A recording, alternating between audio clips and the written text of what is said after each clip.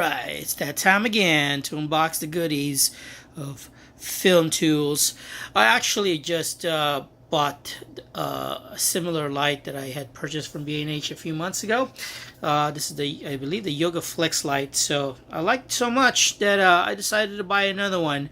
You know, there's some flaws into it, but for the price point, this was such a great buy. So let's unbox this light and let's see if everything works. So for the most part, I already know how to use it, and the fact that I'm sort of a fan of the lights because of the weight and the price. I bought it on sale at B&H for $179, I believe. The first one I bought, I think a few months ago, was $199. Yeah, it's even, I think, $20 cheaper.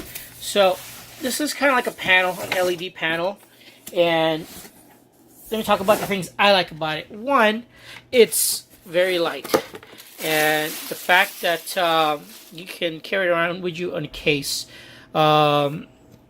Two, it's bicolor, and the fact that you can switch from daylight to tungsten.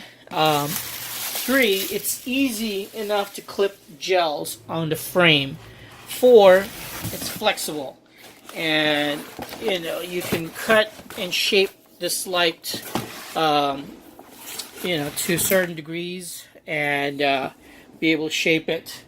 Now that I have matching lights, you know, it makes a little bit of a difference as far as, like, you know, the color temperature and the output, and you know, it just looks nicer that you have matching LED panels.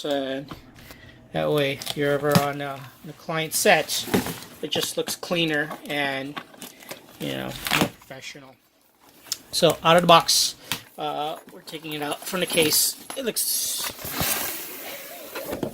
all right. Feels just a little heavier than normal. Hopefully, there's an extra part that they gave me in here. Well, shout out to Dracast, shout out to B&H for giving us these killer deals. So I'm a fan of certain lights that they have, and the fact that, you know, for a panel, it's really an affordable one. Things I don't like about it, a few things. One is this cheap plastic, I would say the yolk of it all.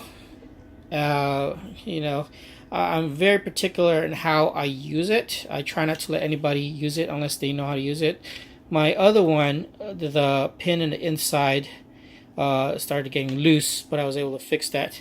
So, you know, with the weight, with the battery on here, you know, being the rig on a light stand or a C-stand, it could take a toll as far as, you know, the friction in this is on the weight on this, so it could eventually damage it. So, you know, you got to be careful on how to use it.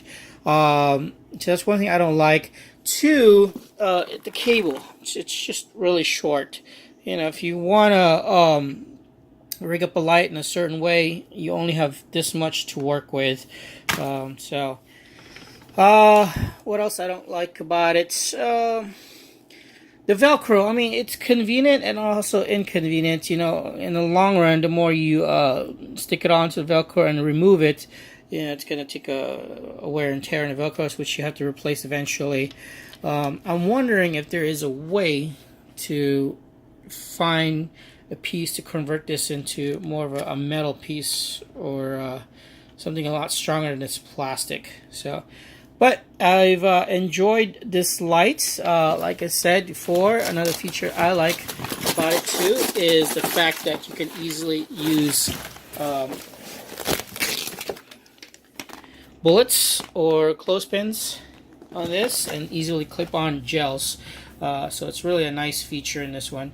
You know, given the output, it's relatively strong as far as the output. It's I believe it's a 500 diode piece, so it's got a good output to it. And what I've liked about it too, when I put longer gels, I'm able to curve that gel and have a nice output as far as a soft light. So, those are things I like and dislike about the Yoga Flex Light from Dracast. For the most part, I'm relatively happy for the price point, and given a chance, I'd buy it over again if the price point is about the same. So, thanks again, Dracast and B&H. This is another unboxing of the Yoga Flex Light.